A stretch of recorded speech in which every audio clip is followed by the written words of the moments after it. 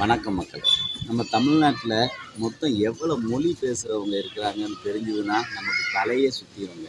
அந்த அளவுக்கு அதிகப்படியான மொழி நம்ம தமிழ்நாட்டில் இருக்குது. இந்த மொழி அப்படின்னு பேச ஆரம்பித்தோடனே உடனே இது திராவிட நாடு அப்படிங்கிற மாதிரியெல்லாம் சொல்லுவாங்க.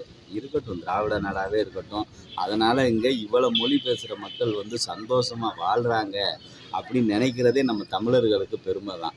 அப்படி எத்தனை மொழி பேசுகிறவங்க இங்கே இருக்கிறாங்க அப்படிங்கிறத நம்ம சுருக்கமாக தெரிஞ்சுக்கிடுவோம். மொத்தம் இங்கே பார்த்தீங்கன்னா 149 மொழி பேசுகிறவங்க இருக்கிறாங்க.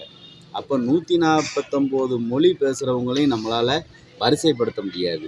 உதாரணத்துக்கு ஒரு 4 இடத்துல 4-5 லெவலில் இருக்கிறவங்கள நம்ம பார்க்கலாம். ஏன்னா அவங்கெல்லாம் நம்ம கூட பழகிறவங்க, நம்ம கூட பேசுகிறவங்க, இப்படி நம்மக்கிட்ட நட்பாக பாராட்டுறவங்க தான் அவங்க எல்லாருமே அண்ணன் தம்பியாக பழகிக்கிட்டு இருக்கிறாங்க. அப்படி நம்ம பார்க்கும்போது முதல் இடத்துல தமிழர்கள், நம்ம தமிழ் பேசுகிறோம் இல்லையா, நம்ம வந்து பார்த்திங்கன்னா 6.37 கோடி 6.37 கோடி மக்கள் வந்து இங்கே தமிழ் பேசுகிறாங்கங்க. இதை வந்து நம்ம சதவிகிதத்தில் பார்த்தோம்னா மொத்தம் 91.07% நம்ம தமிழ் பேசிக்கிட்டு இருக்காங்க.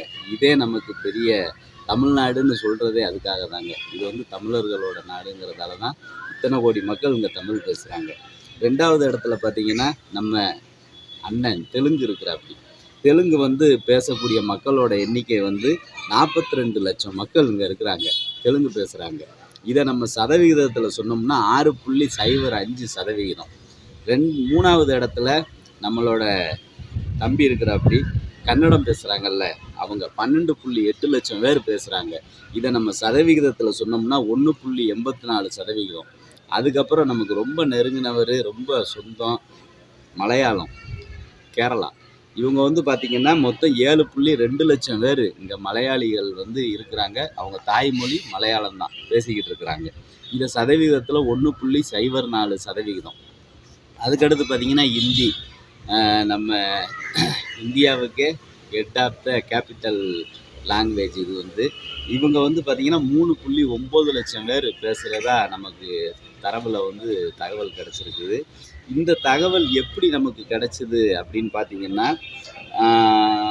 2011 வருஷம் வந்து தமிழ் மொழி அட்லஸ் அப்படிங்கிற ஒரு தரவுகளின் மூலம் இது வெளியிட்டிருக்காங்க. அதிலிருந்து தான் நம்ம எடுத்தோம்.